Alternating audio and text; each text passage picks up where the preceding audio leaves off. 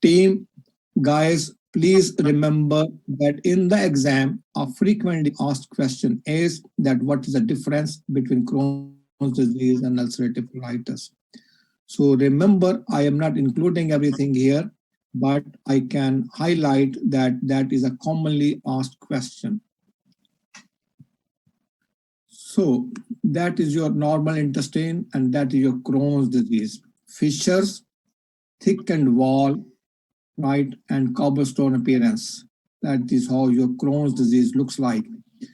At that age, an Caucasian patient with recurrent diarrhea, abdominal pain, right iliac fossa, that is likely to be Crohn's disease. Only histology can tell whether this is Crohn's disease or whether that is ulcerative colitis, but Crohn's, in my view, is more common than ulcerative colitis. Okay, moving on. Okay, so please, can you help me by reading this question?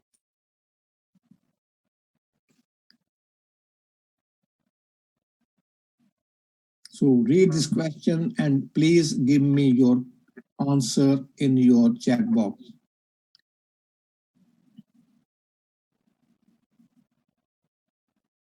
Nawal, what is your answer, please?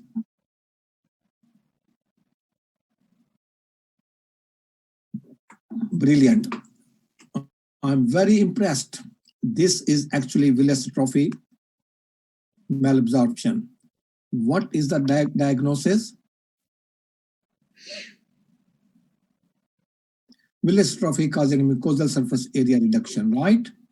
This is celiac disease.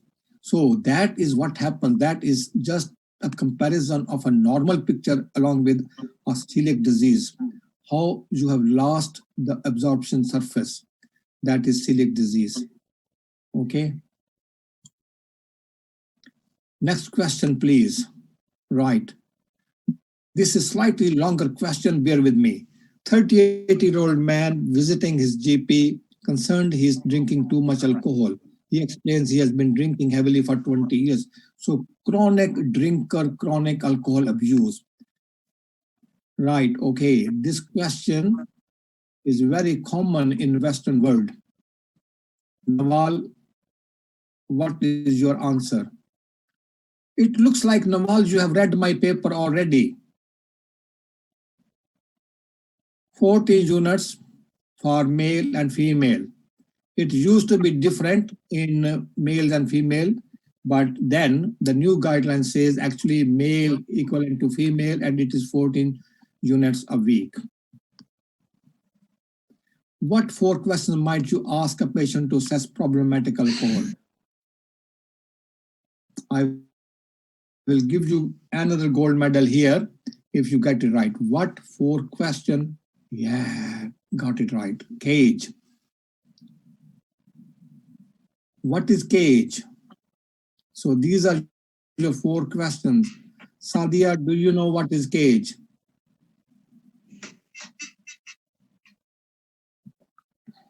Okay, let me help you if I can find the answer.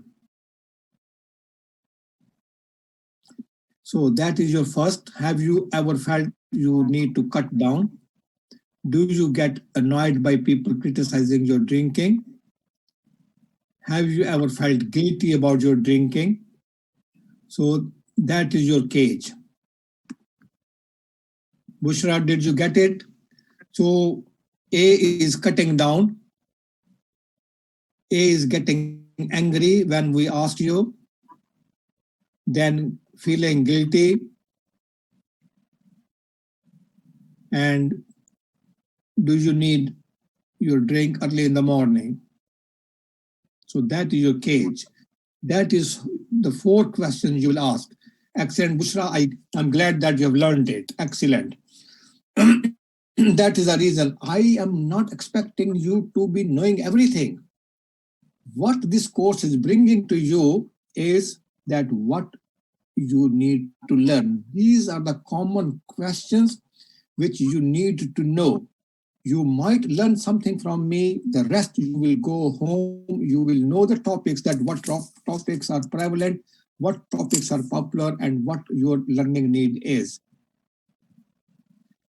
The GP arranges some blood test and finds the patient red blood cells are abnormal. What red cell abnormality will you find? Naba, I want you to answer this question, please. Naba, you will learn all this slowly and gradually this will come. So what cell abnormality will you see? Correct. So I'm showing you a picture. This is your normal red cell and these are your macrocytoses. Give one reason why this abnormality may exist in this patient. Folate deficiency, B12 deficiency, and liver disease. That's why macrocytosis happen. B2 malabsorption does not occur with alcohol. That the folate deficiency and B12 deficiency.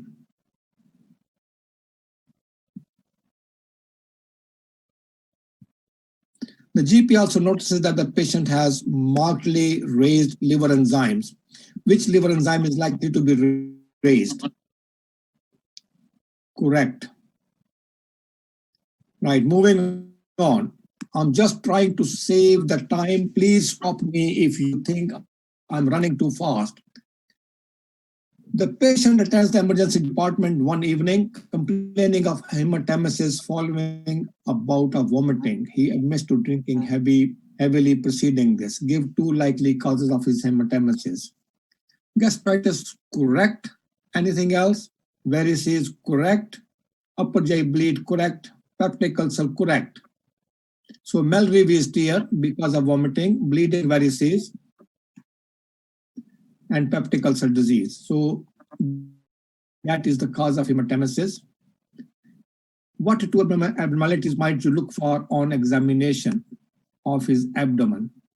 So when you examine his abdomen, what can you see? Splenomegaly, should that be the first answer? Chronic liver disease sign, correct. So abdominal distension, hepatomegaly, ascites caput-medusae, right? Nawal, did you get it? Nawal, I think that you are awake, fully awake. Excellent. Okay, right, moving on. We are still stuck with the same patient. 2 days later, after he's admitted, the patient becomes confused, irritable, and complaining of insect crawling over his skin. What is happening now?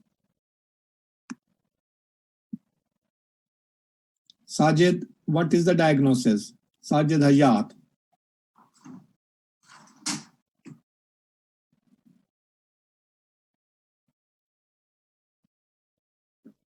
Delirium tremens, yeah, encephalopathy, correct. Now, let me tell you, delirium tremens must be taken very seriously. It has high mortality as high as 5%. 5% of the people will die. So withdrawal symptoms must be taken seriously and must be dealt with immediately.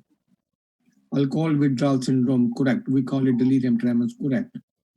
Okay, so that is your alcohol withdrawal timeline. That is what happens. Stage 1, stage 2, stage 3, stage 4. It depends how many days have passed since the time he has not been drinking, right? So please have a quick read. So it takes a bit of time before they come into delirium tremens. So 1 to 3 days before they get hallucinations, fever, seizures, and agitation. That is your 1 week. So that is the kind of time when they're at high risk. Okay, guys, moving on. Right. Please read the question and then vote all together for a correct answer. What is the most appropriate management for this 20-year-old male? My goodness, Sajid Ajat has already gone to the diagnosis.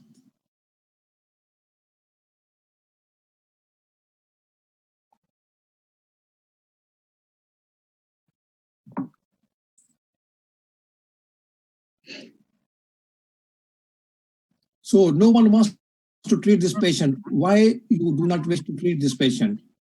That's not fair. Let's see what the diagnosis is.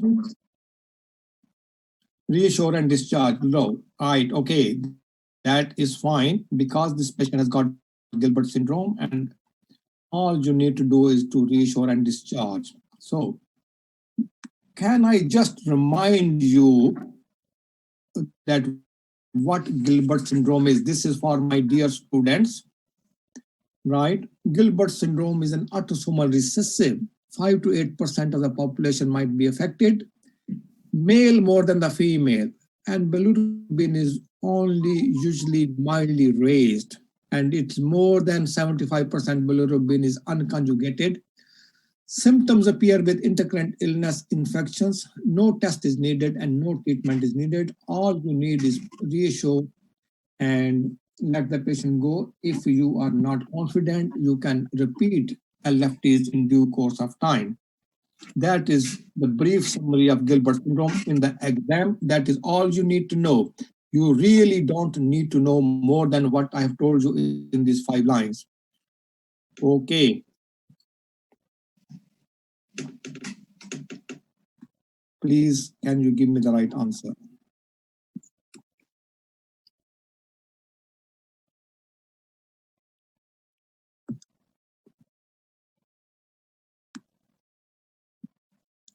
What is the correct answer?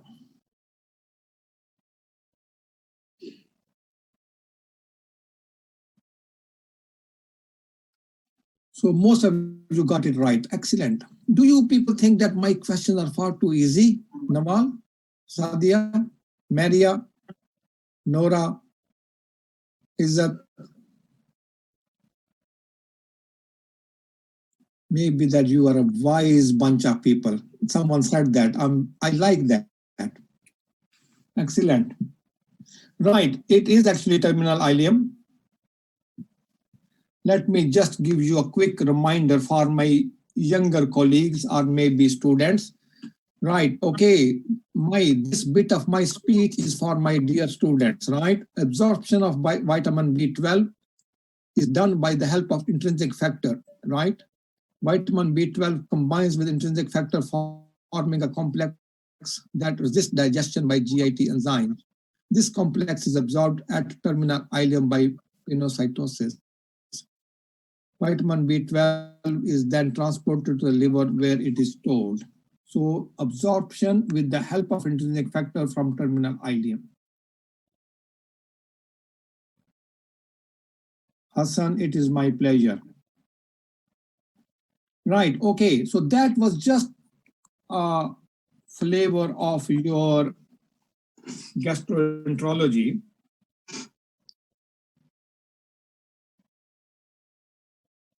So you're already tired. I am not.